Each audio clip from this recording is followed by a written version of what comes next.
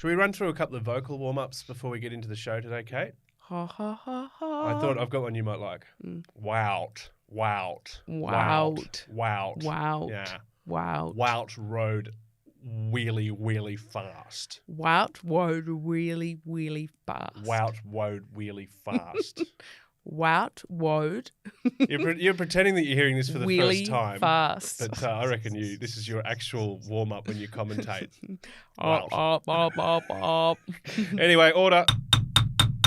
Calling to order the Court of the Wheelhouse podcast, episode number 665. Just 65. We'll get there, though. A lot happening this week, Catherine Bates. It's lovely to be back in the bunker.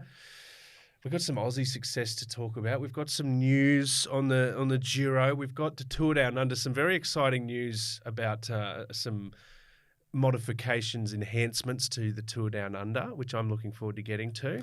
Yeah, yes.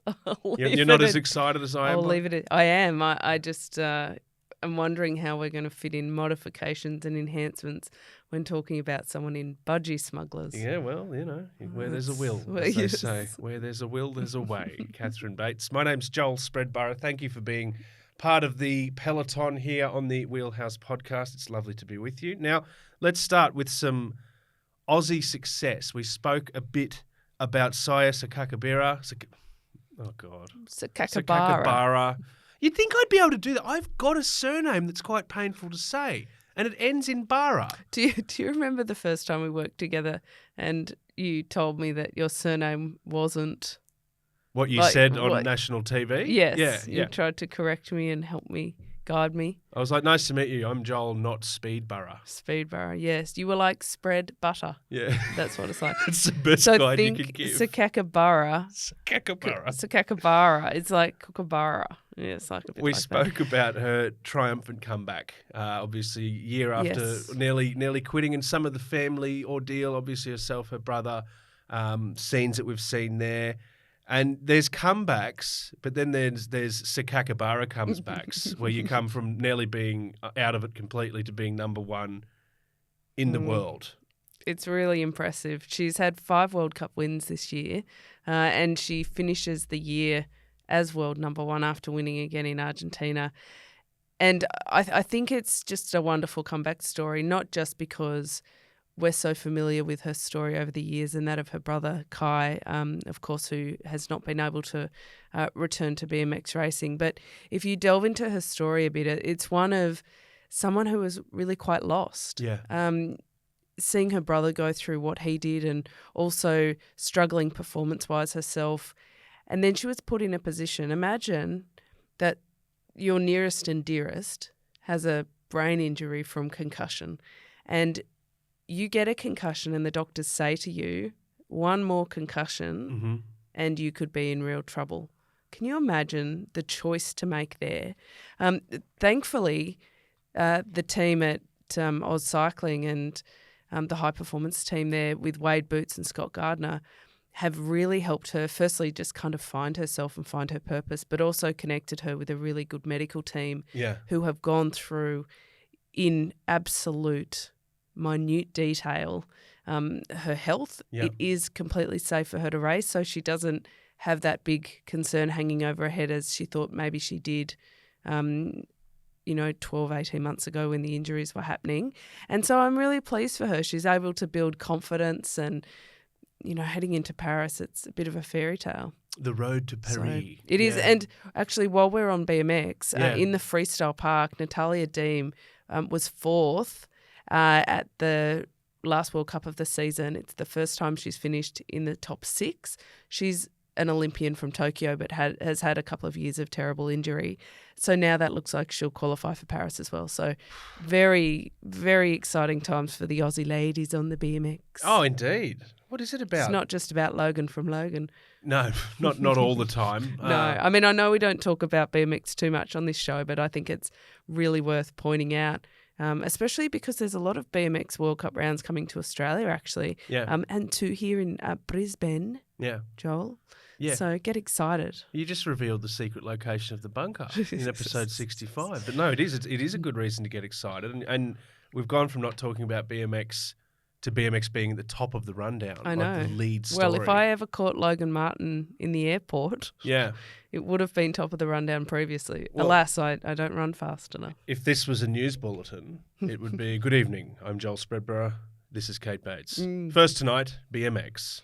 And that is something very, very special. So I got to say, like that, the tenacity of cyclists, we speak about it a lot, but the whole coming back from the brink, crippling, debilitating injuries, the mental burden, the physical toll, that comeback, but to then turn that comeback into a career peak, just forget about it. Now, Catherine Bates, you've ridden bikes at a high level. Not BMX, but other bikes, yes. Other bikes for a sustained period of time. I have a question for you. Oh. Are you superstitious? I am superstitious. You were, weren't you? You've told a few stories about various things. Now, last week we channeled a bit of, let's just call it collective superstition on the Wheelhouse podcast, and we sent some Vine vibes. I'm going to say Vine vibes to Jay Vine. Basically, he needs a monkey's paw. He needs a four-leaf clover and things like that to get him over the line. Rabbit's foot, yes. Rabbit's foot. We were just having a laugh, weren't we? Turns out we were right, and he won because of us. The collective couchies got together and 2 days after we recorded, what do you know, Bob's your uncle, Jay Vine, over the line, arm in the air, which was perfect, by the way, for Merckxy to turn into a lovely little graphic. Yeah. You know, the arm in the air, and I think it was the rabbit's tail. Merckxy, was it the rabbit's tail you hung off his hand, his victorious hand? Yeah, it was a giant rabbit's tail. A rabbit's tail. So there you go. That's fantastic. Jay Vine over the line in pretty good time, doing it fine. I thought it was stage 7 alliteration? But like not. Oh no, it's rhyming, not alliteration. Anyway, but patchy at best. But like that one, I was pretty happy with. But how good is it that for most of the year we've been kind of lamenting his somewhat crappy season? Yeah, he started winning. He finished winning. But you know what? Not bad. Not just not us bad. lamenting it. Sorry to do the. I'm just got my You're pen here pointing going. at me You with listen. your pen. Sorry, put that down. Not just us lamenting it. Jay Vine himself, mere days before this result, was I know. was up to shit. I don't want a bar of it. He said. This is where the power comes in because he called on us. Well, not specifically, but he called on people to help him. And, you know, we answered the call and the couchies answered the call and look at what's happened. So I'm saying, you know, riders, don't feel shy to call on the Wheelhouse for some help. Oh, absolutely. But no matter where you're from, you could be support. from the top of the Cape, the Broome in the west, you could even be from the Apple Isle, and that's where we're heading next on the Wheelhouse podcast. I mean, we'll offer it to our Wheel of Misfortune later on in the show. You've got another one. Let's go to Tasmania, or let's begin in Tasmania, because there's been a big signing. Felicity Heffernan, just 18 years old. It hasn't done that much, just a junior world time trial championship. Mm-hmm. Yeah, kidding. Yeah. She's awesome. She is. Has made a signing, has gone to Liddy Trek, but more importantly, you see a bit of a doppelganging opportunity here, don't you? It's more important, isn't it? Yeah. I reckon she's a dead ringer for Merida out of the Disney movie Brave. Yeah. The Disney princess. Yeah. Scottish, has a bow and arrow, is the only single Disney princess in the Disney princess lineup. I don't know why. Good stat. I don't know why they make them all get married, but they do. Yeah. So that's exciting that we now have a Disney princess of our own heading to Lidl Trek. She's incredible. She's won multiple medals at Junior World Championships, a couple on the track in the individual pursuit and the team's pursuit. Great points racer, really great road racer. Domestically, everybody's been talking about her for quite a while. Yeah. But internationally, I think she really stepped up that next level at Super Worlds in Glasgow to win the time trial. And, I think what's so cool about this is the history of Australian junior women is really strong in the time trial. We've had a couple of champions before. I got second as a junior, but it didn't really tend to lead to too much. Yeah. We were Australian. Nobody really knew us. They didn't see us race much, and it didn't lead to contracts. She's on a 3-year contract on what I'm told is pretty decent money. Mm-hmm. How exciting is that? It's fantastic. It's so good. She hasn't even finished school yet. She's sitting her HSC or the Tasmanian equivalent at the moment. Yeah. So good luck to her. Well, I Head love in the books. What I love about this story too is that it's almost an accidental hero here, because I sometimes like to reflect on silver linings that came out of the COVID period, the pandemic and lockdowns and not being able to do things. And the reality is, for Felicity, is that she was firmly set on a path to a career in hockey. So I'm not interested in anything else. I want to play hockey. She liked to hit things with sticks. Yeah, it was big on the hitting of things. Yeah. Do you see the alignment here with Merida and the bow and arrow? Anyway, okay. I'm going to loop that back around. But couldn't play hockey during the pandemic. And came over to cycling. Now junior world champion. I mean, she's only got small goals, Joel. Yeah. She just has said that she would like an Olympic gold medal and she wouldn't mind winning Paris-Roubaix. Is that it? Is that it, Felicity? I reckon she can, though.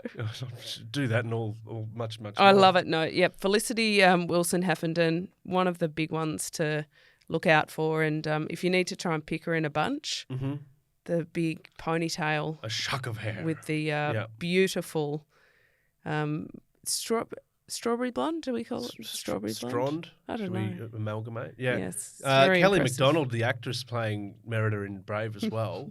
So I'm going to hear her do an interview. Yeah. She's got a little bit of that voice going on She as doesn't. well. She sounds very Tasmanian. You're saying she doesn't sound like a Scottish princess? She doesn't. But, Right, we she can work she on looks her the part, accents. so we can Yeah. look on that. I love that. Lofty ambitions. Good luck to her. Now, Yumbo. Yumbo's staying. Yeah. Visma is not.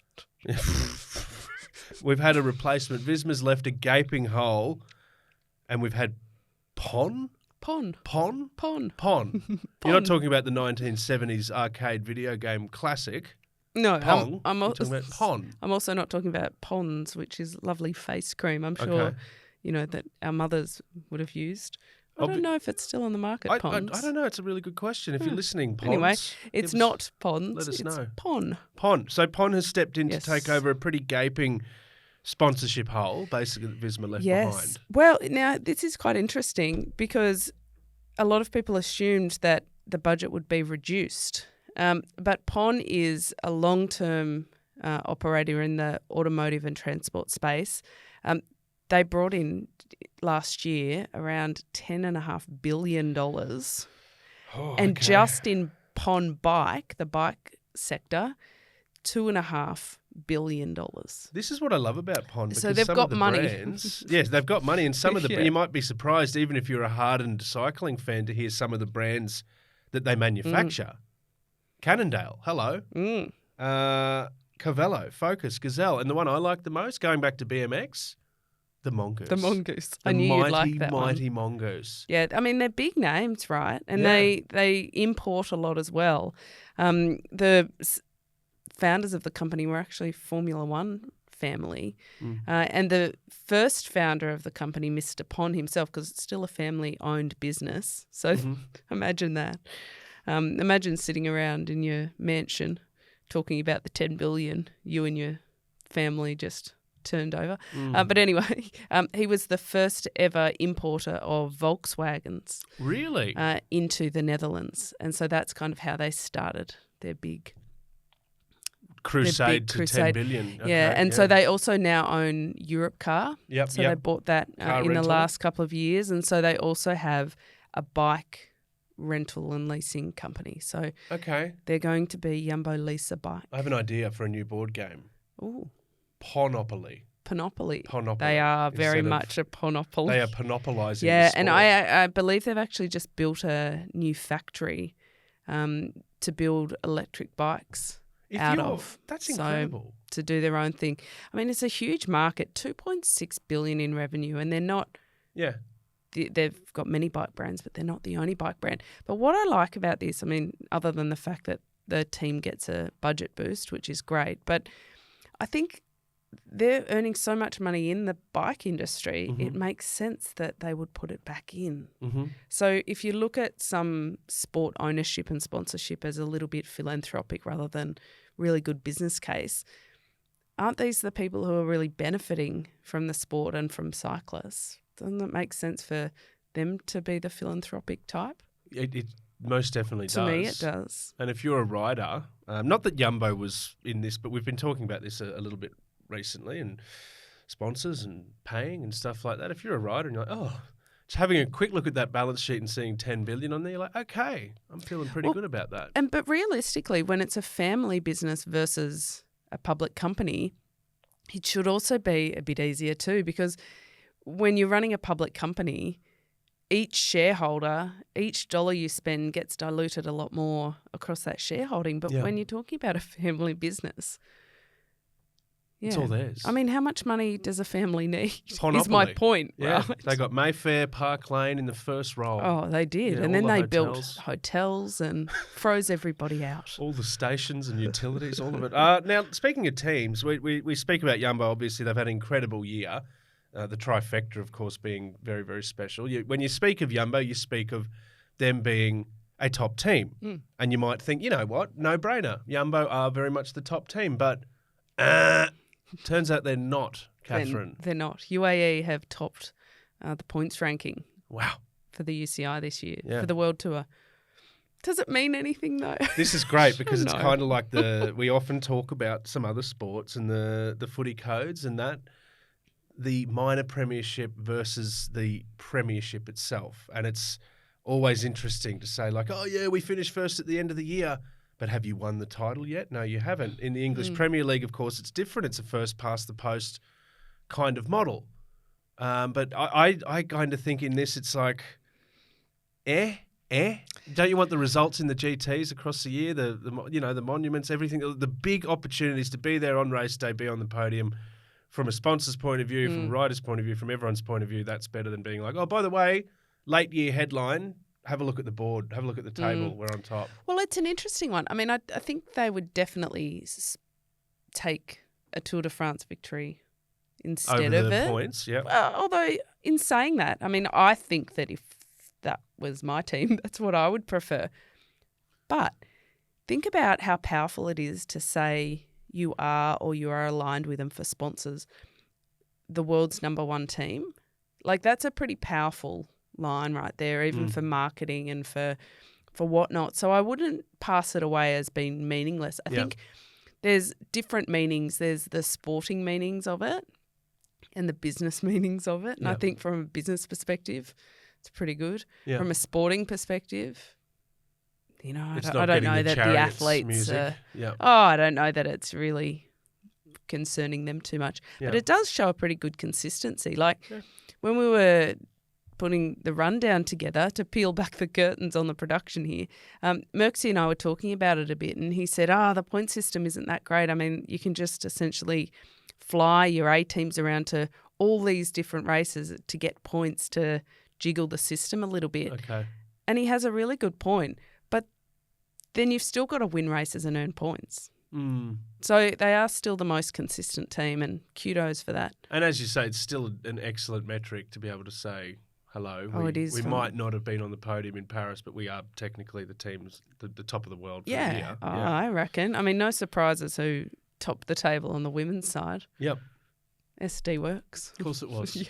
The SD wall. Actually, maybe Demi Lishan and Lotta Kopecky, maybe just the two of them probably topped the table just on their own. A lot of people wouldn't be surprised by that result. I think SD Works, incredible year. And look, we spent a little bit of time criticising some of their tactics and all of that, but at the end of the day, results count. I know, but I stand by that. Oh, yeah. Remember Strada Bianchi? Yeah. When there were a few little nasty, snarky comments? I will not repeat some of the terminology used after that race. No, Merckxy would have to beep you out. Yeah, I don't want to again. No, I've been there. I've done that. It's I've worn the jacket. I'm not doing it again. But look, so UAE, SD Works, congratulations, both of you. We're very happy for you. Yeah, the world doesn't change too much as a result of that. No, the world will continue to onward turn. to next year. And onward to next year. And you know what? If you're lining up for next year's Giro and you're like, I've got some Ks in the legs, I'm ready to go, you better be telling the truth because you will be climbing mountains straight away. Stage 2, summit finish. Yes. Forget about it. they've never done that before. That's huge. It is. Literally. But the overall race is interesting, Joel, because I think what they've done is they've put together a course that will be very, very good for a GC battle, almost assuming that none of the big four will be there. We're talking Roglic, Vingegaard, Evenepoel, and Pogacar. Poggy. None of them have confirmed that they will actually be there, even though Roggy won last year. Yeah. Or this year, is it? Oh, gee, we haven't moved I on. know, End of the I season, know. but this year. And so they've put together, I think, a course that means everybody can really stay in it, and the GC battle will start pretty early on. There's also a lot of time trialling. Yeah.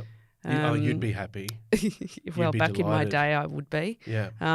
Could we see Joshy Tarling starting? We'll talk about him a bit later. But, yeah, I think it's a pretty good course. And what's interesting, because, as I said, nobody's confirmed that they're riding yet, the Big Four, is there was talk that Roglic clearly isn't riding it. But do you know why? Do you know how they came to this conclusion? How? Because he wasn't dressed formally enough at the team presentation. Was just wearing casual It was clobber. casual attire. And Right. if he was planning on racing it, Yeah. he would have been more dressed up. Okay. Yeah. All right. I don't know. It doesn't. It's not the start line, guys. Like, you know. I don't It's know. like, I don't know. He wasn't wearing lycra. He must be retiring or something. I mean, people are really looking for anything, aren't they? I think it's clickbaity for sure. If it's something like that, going, oh, look out, Roglic. He did look very relaxed. Yeah. Very good for Jai Hindley, I think, because to have the support of Roglic there, of course, they're now on Bora together. Yeah, besties. Yeah. So I think, but you know what, Roglic can wear what he wants. he can wear what he wants. I think Yeah. it's probably a Giro for you guys like Hindley, and it could be really great for Australia. Like, can we get Glutzy O'Connor back in the picture? Because we haven't spoken about him for a while. We haven't spoken about him. The poor statue fella. campaign is I know. ground to a halt as Come well. on now. But look, interestingly, Joel, there was no women's course announced. So they've done a great thing. They've taken over the women's race, and we were all very excited because they announced the course for 2023 a week before the Giro, and we thought, oh my gosh, like nearly a year before, and then they didn't. So stay tuned for that one. But very, very fancy trophy for The trophies. the Giro d'Italia women. Yeah. That's what they're calling it, Giro d'Italia women. Giro d'Italia women. Yeah. We were doing vocal exercises at the start. That's a good Giro d'Italia women. Yes. Giro d'Italia women. Yeah. It's an impressive piece of silverware. Yes. You can jump onto our social media and have a look at that. Merckxy did an artist impression, I believe. You painted it, didn't you, Merckxy? Sculpted. Sculpted. Sorry, he sculpted it. Sculpted. Yeah, my bad. He sculpted his own Sculpted. version. In the garage. He mined the crystal himself in the backyard as It's well. like Ghost. Yeah. Oh, I do. Marla, oh, darling. Hold yes. on, but does that make you Demi or Patrick Swayze? Yeah, good question. Yeah, we'll reveal the answer next week on the Wheelhouse podcast. It's a beautiful infinity design, and it is lovely. And look, Debbie Vollering and Patrick Lefevre. I can't get that image out of my head now. Why did I say that? Oh my God! I'm There's sorry. Photoshop for everyone. I'm going to have a crack at that later. No.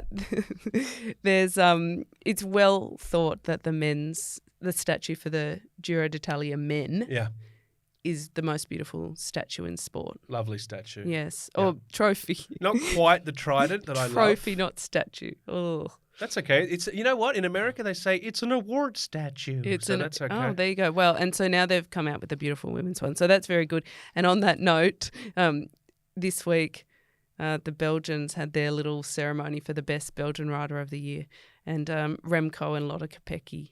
They got theirs, and they won a Kristallenfiets is what the award is called. And I will find it and we'll pop it on social media because I think it goes in the category of worst statue, trophy, award statue ever. The difference in the sport of cycling between the very best trophies Yeah. and the very worst is considerable. Yes, So yes. you can't say there's not a big margin because quite there is. disparate, There's yes. some excellent trophies and there are some absolute bloody shockers as well. Yes. Giro-wise, though, it's exciting because we're not seeing confirmations across the board. Your cousin hasn't locked in yet. Remco, you're thinking unlikely. Rog, we don't know. He's dressing too casually for our liking, and could be a really good opportunity for a Glutzy. Yeah. For Well, a I mean, Jai. I think Remco's made it pretty clear that the Tour is his He big wants thing to now. win. And Yeah. Roggy, I like Roggy. It's like Froggy. Anyway, he changed teams pretty much specifically to go for the Tour.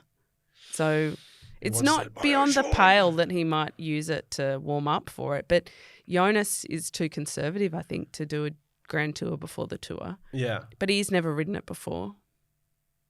Well, So- I'd like to see him there. But you know who because- hasn't ridden the Giro ever before either? Me, Merckxy, You, yep, and me. and you. Is Pogacar. Get him in there. What are you doing, Pog? But see, this is the hard thing about Pog though, is because he's could potentially win most of the classics, and he's going for the Tour. The Giro is really the only time he actually gets to, not race. yeah, okay. in that it's period. a much-needed breather. But he's pretty. I don't know. He's one of those guys I think who likes to tick things off a list. So I was about to say, he's a young man, and he's already at a stage where he could literally look at his career, the rest of his career, kind of like a blueprint, and be like, all right, I'll add that accolade there, I'll go for that, I'll make sure I tick that off. And at some point, the Giro has to be in that discussion, surely, Well, because it's... And he used to be, and when I say used to be, I mean only a couple of years ago, the young rider. Yeah. The young rider. Yeah. And then Remco came up, and all of a sudden he's got 2 rainbow jerseys. Pog has none. No rainbows. So that's looking pretty exactly. shiny. And then you've got riders like Joshi Tarling coming up. Like he's losing a little bit of the shine of being the chosen one. And so I reckon he might want to just do a few things to add to that. Okay. It's a Okay, theory. he's not Luke Skywalker anymore. He's become more of a Chewbacca, potentially. Okay, all right. I'm not a big Star Wars fan, so I don't get that analogy. Merckxy does. We talked about this at the meeting. No Star Wars references. Yes, I notice you've removed my Darth Vader head as well. It's okay. That's all right. I'll just show some leg and show my tattoo instead. That's my defiance on that. But no, fair enough. No more Star Wars references for the next 5 minutes, I promise. Now, Olympics, Catherine, you'll be talking about that live and loud, of course. I shall. We've mentioned that, which is excellent. We know how things are looking from an Australian perspective, from everyone's perspective, basically, because quotas are out and about. They are. This is an interesting topic, I reckon, Joel, because they put out quotas based on world rankings. So the top 5 teams get 4 riders, the next 5 teams get 3 riders, the next 5 get 2, so on and so forth. And they make sure that there's also some wild cards. There's 90 riders for men and for women, which is good because there didn't used to be parity with the amount of male and female road riders, which is great. That means Australia, both in the men and the women, have 3 riders each. Yep. What I don't like about it is the Olympics is already a bit odd, right? Because it's a much reduced field. Like, when do you ever see 90 riders? You don't. At the World Championships, it's closer to 200. So it's already strange. But then you're really putting advantage into the stronger countries. Teams that are already, exactly. Yeah, and I just think it further spreads agree. the field. I think that the top, I think it should be 15 inverted. ranking should all have 3 riders. Yeah. And then it should be something like that. The one good thing I will say is that they make sure that each continent is represented by at least 2 different countries. And so that, if you think about Africa, for example, I mean, we're in pretty good shape, especially with the the Eritrean riders and, the South African. So that kind of bolsters that. But I like that they make sure that the Olympics is also about opportunity. Who could forget Eric the Eel at the Sydney Olympics? Indeed. Also from Eritrea, wasn't he? Was he Eric the Eel? Ed Merckx, I'll have to get a fact check on that. I Yeah. thought he was... I might be mistaken. And I'm not going to say in case I'm horrendously wrong. But We'll you come get the back to point, it. right? I Like, do. it is really about opportunity, and Yeah. it's life-changing for a lot of the athletes. Fact check, Merckxy. He's an Ecuadorian. Guinean swimmer. Oh. What? Not? Sorry? He's from Equatorial Guinea, which Equatorial Guinea. I was going to. Guinean. I'm so glad I didn't. I was going Guinean. to say PNG, and it would have been horrendously. Oh, no. And now I've said Equatorial it Guinea. anyway, Okay, like well, an I idiot. said Yeah. Eritrea, so I was off the mark. But he was such an inspiration Outstanding. in Sydney, right? So Yeah. I really support having that. But, yeah, I don't really like, for example, in the men, Slovenia has 4 riders. Mm-hmm. And you might think, yeah, well, of course, because you've got Podge and you've got Rog and you've got... But 4 over, like, Germany has 2. It's double.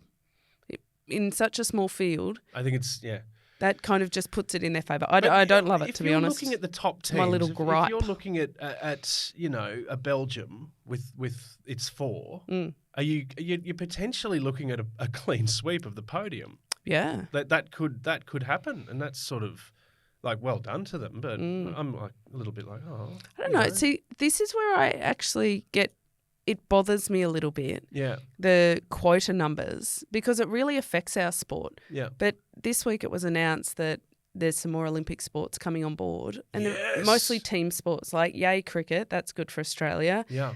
Flag football, which is It's like gridiron, isn't it? It's OzTag, but gridiron style. So okay. yeah, gridiron, but they wear mix the of that. tags. Yeah. But these are team sports. Lacrosse. Yeah. Right, lacrosse, all team sports, which means quotas, and only a certain number of athletes fit into the village, and they don't publicise it. But you know what happens when more sports come in?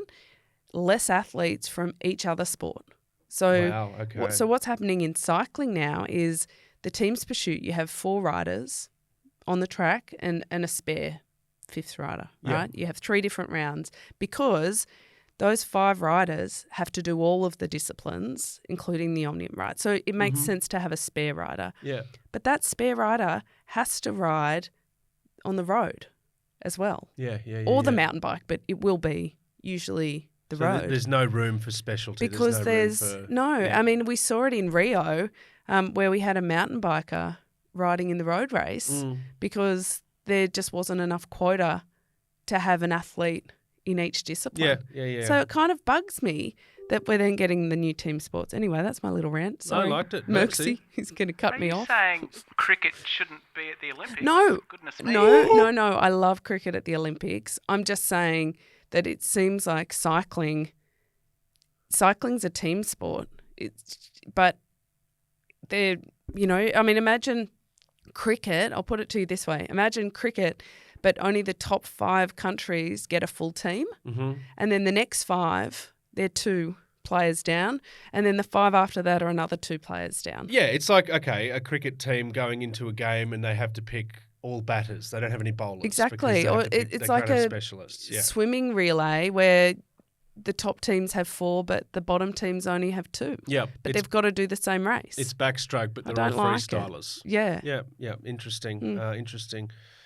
You'll always get me to rant about something when it comes to I'm Olympics glad because and it stopped selection. me asking you if you took advantage of free McDonald's in Olympics villages. I did. Yeah, I would have Yes, too. Good. I certainly did. I've watched a lot of Formula One over the years, and I love the work of Lewis Hamilton. Someone who probably doesn't love his work as much is Valtteri Bottas, who spent a lot of his career finishing behind Lewis Hamilton. And so he's like, you know what? Good. I'm going to develop another interest. And he has, and it's gravel. And he's worked so hard on it that it's now a very, very big thing, Kate. What is Radel Gravel? Radel Gravel. Radel Gravel. They are bringing a big gravel race Uh-huh. to the Tour Down Under to Radelaide. So Radel Gravel, Oh, they've it's just Radelaide, just of taken course. the some of the letters out to make That's it all so funky. clever. Radel Gravel. Yeah. Anyway, it's very cool. Yeah. And yes, Mr. Bottas, apparently he goes gravel biking has, with Lewis Hamilton. Oh, I didn't know that. Yes. When he's like, He's just better. I was going to say. Yeah. So I got Lewis you sticks now, to the Hamilton. car. And he and Tiffany Cromwell have done an excellent job this year. They had Finland gravel or Finland gravel. Yeah. Gravel. Don't worry about spelling. Doesn't matter. Don't worry about those Yeah. damn letters. Yeah. No, and it went really well, and they wanted to bring it back to Australia, especially because Tiff kind of fell in love with gravel racing or gravel riding, Yeah. where she's from in the Adelaide Hills. So a perfect meeting. And I'm really pleased, actually, because they've cut the People's Ride this year. Okay. The mass participation kind of Grand Fondo thing. Yeah. Merckxy's done it before. It was a really big driver to get people there, and also kind of a nice shared experience around the Tour Down Under. A lot of people pretty bummed that wasn't on. Yeah. I think this brings a really big element back. You reckon gravel fills the void? Yeah. Okay. Gravel's cool. Gravel is amazing. I've got a great gravel bike. Yeah. I mean, I'm not rad on it, but can work on You're that. We've pretty- talked you're about pretty- this. Yeah, I know. You're pretty rattle on the We've gravel. talked about this at length, in I fact. did a lap So. on the exhibition showgrounds. Yes. Handled it beautifully. Yeah. That was on my gravel bike, That was your wasn't gravel it? bike, yeah. It's going about You wanted to 7 give it a kilometres an go. hour. Yeah, it's great. I love it. So I the think Pride that's of very Finland, cool. he's coming to Adelaide? He is Valtz? coming to Valtzy? Adelaide. Now, he's also put out he and Tiff, they love their marketing. They're pretty savvy. They're pretty savvy. I was They're going to very say, savvy. they're very sharp. And they've done a lovely little, I was going to say TVC, but it's not really a television It's a commercial. It's kind of spot. just a little video. Okay. Yeah, some digi-content. They've made some content. Joel. Yeah. But it sees Valtteri in his budgie smugglers. I was trying to find a way to explain that, but there's no other way Yeah. other than there's a front-on money shot, tight money shot In Dick Togs. from the front. Okay. And then from the back as well. I did see in some of the reporting about it, it said, it's a great event, but they're not going to win any Oscars for the promo video. He's showing them his Val and his Bottas. Hello, Merckxy. What do you mean from the front? Well, I mean, it's from the front of his body, there's a very tight shot Of the groin jump. region. of him in the budgie smugglers, yes. Are you saying tight as in it's focused on It's that focused. hip region? It is Yeah. very, yes. Oh, And he's okay. got a gel, like a, feed gel. Stuff down his... No, like just tucked Oh, into the top of I them. thought you were saying he'd enhanced his... No. He'd put Although, a little... Oh, my bulge, no. quickly. Get me up. Okay. No, but it's a very tight shot. And then there's a less tight shot of the back and the budgie smuggler name on the back of the... That's an ass that has sat in the chair of a Formula One car Yes, for thousands yes. and thousands of hours. But it's interesting. Merckxy pointed it out. He said, the amount of freedom he has around the Formula One, Yeah. it's quite cool. It is. You Well, know, he's because he's not racing for a top team anymore. No, but he So- was still top 10 at the last Grand Prix. But you don't get into Mercedes by being an ordinary driver. He's an incredible Yeah. Formula One driver. And as you know who else is? Merckxy. What was the last Grand Prix, Kate? Look, I don't know where it was, but I do know that Aussie Oscar Piastri got second and Got he on the won the podes. super sprint. So there No, you go. I know you don't know where it was. No, Just teasing. But I know that the Aussie did well, and I know that he got top 10. And you know, He Daniel, got ninth, so Daniel come on now. Ricciardo is back on the grid too for AlphaTauri. Oh, there you go. Yeah, we've been waiting for that one. It's exciting. Very exciting. Thanks for throwing me under the Formula One bus there, Merckxy. Right of reply, Merckxy. Yeah. For balance. Yeah, no worries, anytime. worries. There you go. Yeah, Beautiful. okay. We were talking before about some of the big names that might not be at the Giro, or might not be. One of them was Pizza Man Remco. Oh, yes. And there might be a good reason for that. It's because he's got a little bit of the yips, I guess, because the youth are starting to catch up a little bit. I refer to the one, the only Joshua Tarling. And hello to Father Michael and Dawn. I'm sure you're out there Yes. listening on, sharing, liking and subscribing. Yes. And Brother Finn, who I keep saying, let's keep our eye on him. It's usually the younger siblings, and he's on his way up. Yes, now Joshua Tarling, he won Chrono Donations, which is an end-of-season time trial. It's invitation only. It went through some fits and bursts where it was the absolute bee's knees, and then not too many people did it, and now it's really come back. There's less time trials throughout the year now, so now it's got a little bit more importance Yep. for the athletes. Now, Joshie Tarling, he towelled him up. 13 seconds on 13 Remco. seconds. It's pretty impressive. It's about basically, was Remco walking his bike? No, they both averaged over 52 kilometres an hour, so that's a rapid walk. That's a pretty decent clip, isn't it? It Fair is. enough. But what Remco said afterwards, I think, is interesting. Here it is. He said, "It will be all about the details if I want to beat Tarling or Ganna in the future. They are the guys with the real power. I will have to work hard this winter to take another step forward." He's the incumbent world champion, and he's saying, I'm going to have to work hard. Got to stay up. Yeah, he said he needs to improve his position. Rubbish of position. Yeah. Well, Take some tips from Valtteri Bottas if you're talking about improving the position of things, because he's got some gels that might be able to you can stuff down you. Anyway, hello. Anyway, no, look, I think that it is really interesting times, because it would be pretty easy for someone like Remco to have a bit of an ego and to big time. Have a bit of head wobble. Yeah. But the talent is coming through thick and fast. And Josh Tarling, he's a strapping lad. Like he's just shy of 2 meters, or around the 190 centimeter mark, and big, strong build like Filippo Ganna. And I think that's the point. Is Remco is a smaller. He's much more slight. He's only about 172 or 3 centimetres from memory. Which makes him a mountain goat. It does. And so, that's certainly beneficial for Grand Tours, but you can see why when these time trials are turning into just really all about the power, that those two big, powerful riders like Tarling and Gunner, well, they're going to keep him motivated.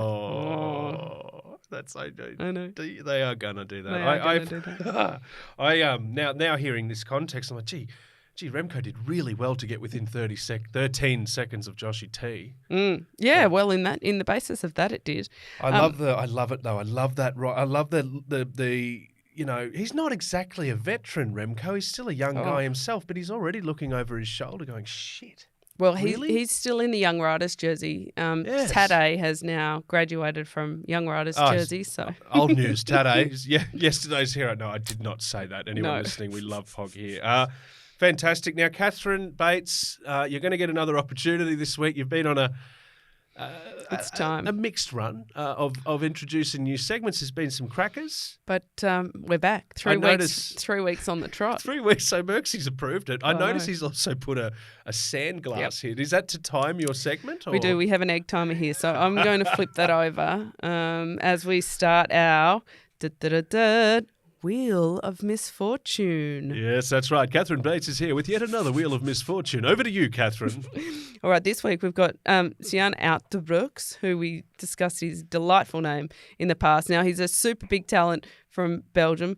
He rode Chrono Donations too. He rides for Borajol. He had to swap bikes early on. Yeah. His handlebar shifter was a little bit loose. He was a bit frustrated. Okay. He changed his bike. Yeah. Got another bike. Same thing happened. 2 bikes in a row. 2 bikes on the fritz. You're joking? In a row. Like falling apart basically underneath. Pretty much, yeah. Wow. Now, a similar thing happened to Rowan Dennis at the 2016 Rio Olympics. Cost him a gold medal. Yeah. So I can see the frustration. But he was particularly cranky about it. He said he came here to learn, and the least that they can do is make sure his bike works. I'm okay with that. I'm not. You know what? I often will say, "Come on, guys. Be a bit nicer to your teammates." We were talking about F1. It always annoys me how drivers are like, "Come on, it's all of your fault that I lost." This occasion, I'm kind of like, well, the gear needs to stay together. One mechanical is unfortunate. Yeah. 2 mechanicals gets you on the Wheel of Misfortune. Yeah, for a full lap. We were talking about silver linings before for Sian, so there you go. Uijtdebroeks, you made the segment at the very least. Yeah, exactly. So there we go. That's our Wheel of Misfortune. He was very cranky about the cranks. Only one contestant. Okay. Just the way. That's all we needed today. Just the one. We'll go to Merckxy. Merckxy, is the segment surviving for another week? Yeah, we'll workshop it. Okay. All right. That's a yes. For those listening on, that's an emphatic yes. Yes. That's a big yes. Or you know what? Came here to learn. The least Kate and Joel can do is make sure the segment works, says Merckxy. Super Worlds, Kate. Super duper in so many ways. Viewing numbers absolutely off the planet. Yeah, the news came out this week that there's like over 200 million viewing hours through the Super World. So like a 75% increase around the road events, which is pretty cool because they already were pretty satisfied with the numbers broadly. Around track, 175% increase. Yeah. And then they're saying around the BMX that it was over 300% increase in viewing hours. Wow. Which is really cool.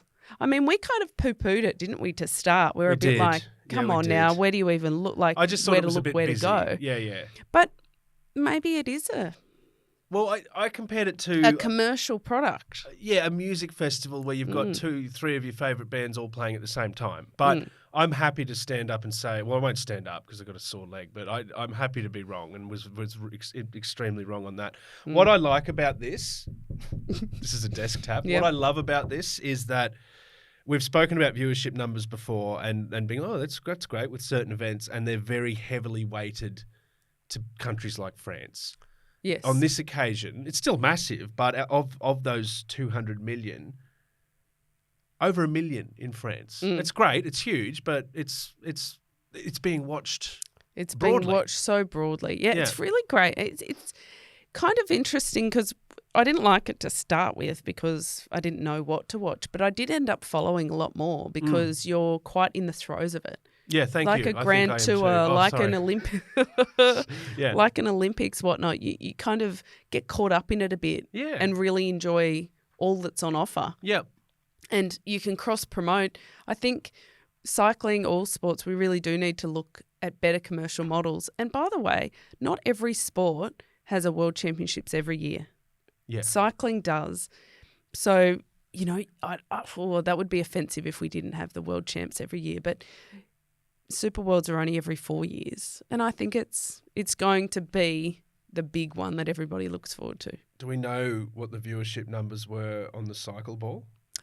I would say that's not insignificant is what I'd say. No, I wonder if don't they know the cracked official mill. details. I wonder if they cracked the mill. And they were all doing it, enjoying a cheeky can of Canadian Club. Interesting.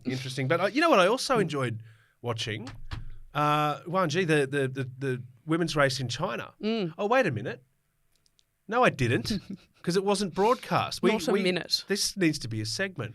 Why wasn't that on? You tell me. I don't know. Not a single minute of the women's tour in China. I'd roll my eyes, but it doesn't do anything to change the men's it. they had, but the women's not a single minute. It's worth pointing out because it's just another eye roll and the contrast, right? People are watching it. People want to watch it. You produce it, they watch it. To just not produce it. But the UCI, I'll stay firm on saying that a race on another continent, like outside of Europe, and for the Australians, it's not home, at the very end of the season has to be a proper race.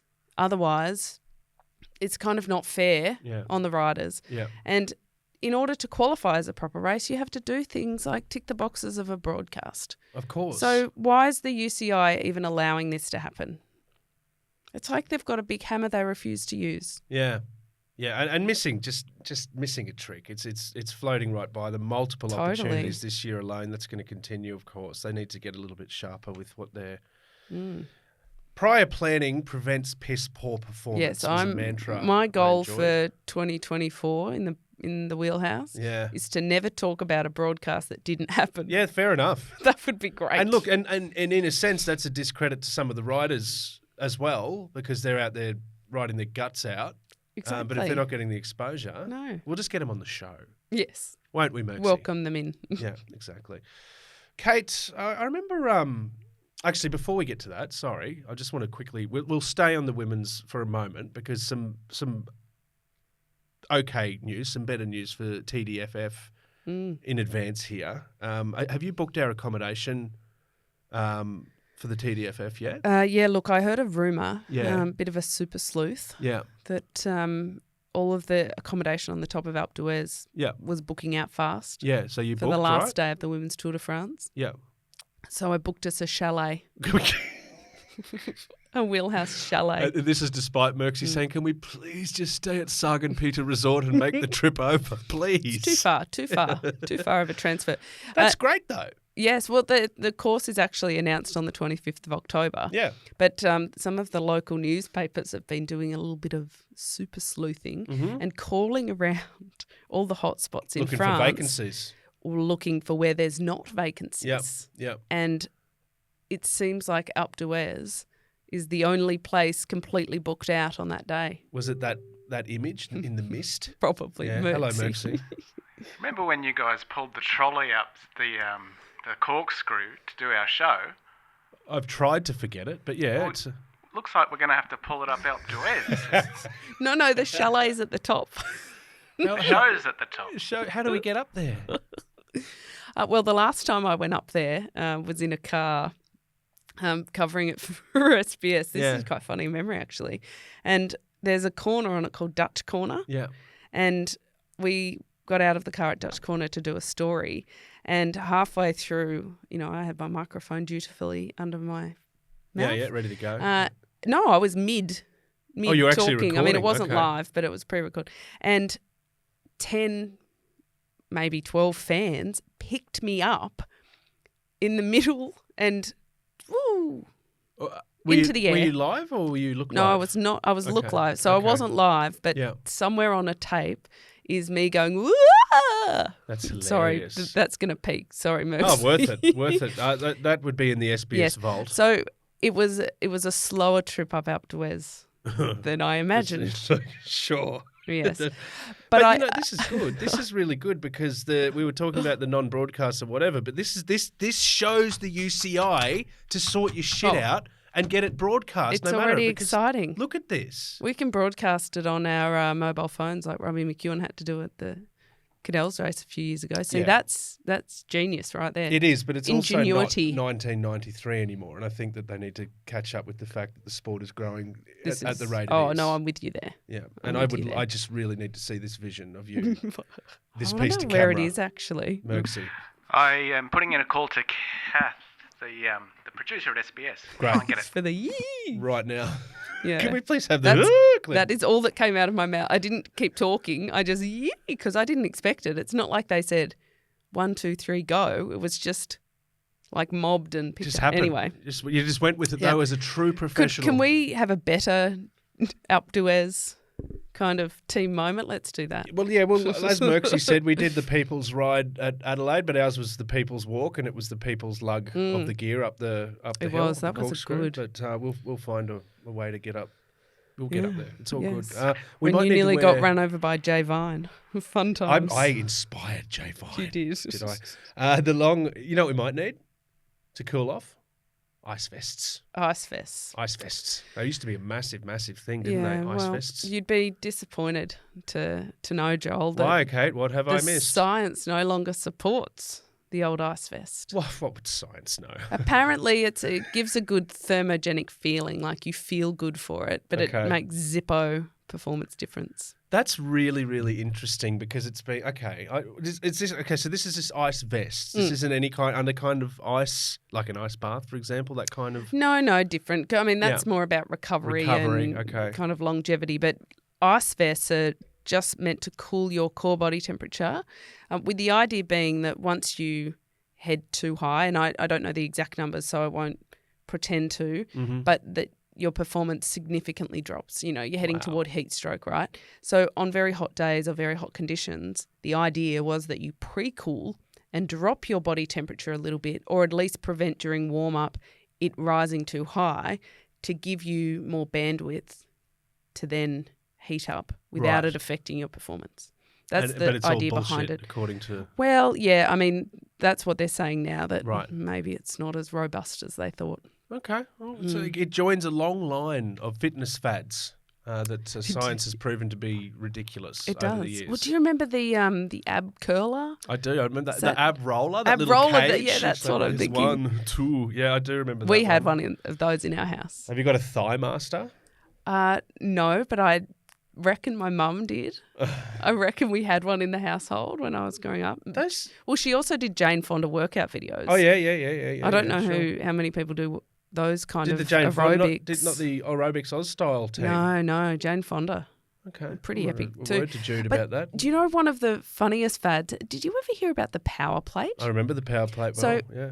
I Sarah- sold them for a little while. Did you? Yeah. In 2005, Sarah Carrigan and I rode for Powerplate Yeah. in Holland. Like that was our pro team. They sponsored it. And so we had access to these giant vibrating plates. Yeah. The idea being if you really sold them. That's I did. hilarious. Yeah, I did. I worked for a fitness company, treadmills, and we call them vibration machines. Right. but yeah. And you would do an exercise on it, a squat, Yeah. a push-up or something, and it would enhance the effect. More contractions. More yeah. oh my gosh. Yeah. All it did was give me a really bad headache, They were awful. shake your brain around, Oh my gosh. I quit that job because no, I'm not. I'm actually being completely serious because I was like, I had a real issue with this like, seeing people because it was in a store and people would come through and stand on it and be like, oh, so you're telling me that I'm losing weight, and I'm like, no, I don't want to tell you that because I don't think that by the look of it, it's just traumatizing your body and it's ridiculous. Well, look, in terms of fitness fads, I would put the ice vest well above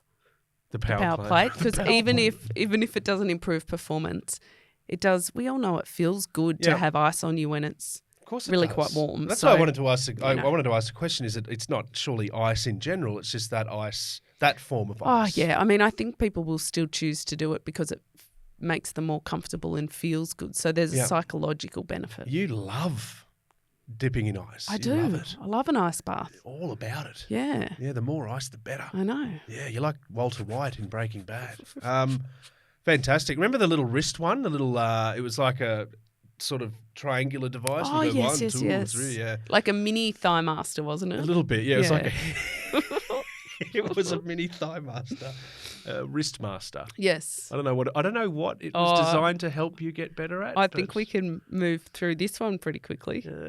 Anyway, last Valtteri Bottas. Now, Bikespot on the Wheelhouse podcast, Catherine Bates. Go on a map, drop a pin, add a comment, get behind everyone. It's another way to bring the cycling community together. This is so cool. It was launched in Canberra yesterday. It's a product by the Amy Gillett Foundation. They had Oz Cycling on board and some of the ministers came along to help promote it. So essentially what you do is you go to bikespot.org, you can drop a pin and you can make a comment, and it might be like, wonderfully safe road, great to ride on, or lots of potholes, really dangerous, or, no shoulder, stay away. You can upvote people's comments, so you can add to them and support that and say, yes, I agree with that. And it's going to provide a map not only of the goods and bads, but pretty much a map of Australia of where everybody rides and where people are riding. It's such a great idea. And when we're thinking about building cycling infrastructure, this will be the best, most accurate way to see where people are actually riding and where people are avoiding, which is a really big one. I like the safety focus, I guess. I know when I started using Strava and things like that, you ride along and it's like someone has marked in this next kilometre as a great little sprint section, or there's this great climb coming up or whatever, but it didn't sort of have that look out, this is a little bit hairy kind of element. If you're going to government and looking for funding and you're saying this part is dangerous and it's just your voice and you don't know how many people ride along there each day and you don't have the data behind it. It's just not as compelling. It should be, but let's be realistic. Data is compelling because you can't really argue with it in the same way. And so this will create a user-based way to pinpoint the goods and the bads, the hot and the not. Yeah, what's hot, what's not. Yeah, no, can we add cafes, I wonder? Merckxy. Yeah, it's cool. They're making the data freely available too, open source, so people can use it in cool ways. That's great. That's why the federal ministers were there. But what you can do then, you want to start a bike cafe? Yeah. Just check the map. Get on the map. You will know who is riding there. You'll know whether it's a popular bike spot or not. Thoroughfare for cyclists. Yeah. That's excellent. It's a great idea. So I think that's the best way to end this week's show. Bikespot. With bikespot.org. Yep, fantastic. I'm going to give it a go. Merckxy's already downloaded it. Yeah. So, and Merckxy's the kind of person who writes to council when there's a pothole and it'll get fixed. Yeah. And so I'm hoping that he's very active on there and we might see some improvement around here. So he writes to council when there's holes, but he yells at us when there's holes in our show. Okay. Well, that's enough. Because he's told us 15 times. Exactly. Yeah, fair enough. Okay. Now, with the image of a close-up of Valtteri Bottas in Budgie Smugglers, we will bid you adieu for another week. Don't forget the gel. Podcast, the gel stuff down. Kate assures me, not that part of the appendage. But anyway, it's been fun, Catherine. I'm going to pick up my racer. My friend borrowed it off me 3 weeks ago because I was travelling, as you know, and I haven't been really struggling to get it back. And I rang him yesterday. I was like, mate, can I get the bike back? He said, yeah, come and get it tomorrow. I said, have you enjoyed it? Have you been riding? And he goes, no, haven't used it once. Oh. So I guess who's never borrowing my bike again? At least it'll be clean. It will be. Like, share, subscribe, tell everyone you know. It's always a pleasure to be in the bunker with the one and only Catherine Bates. Shout out to our super producer, Merckxy. My name is Joel Spreadborough. We'll see you next time.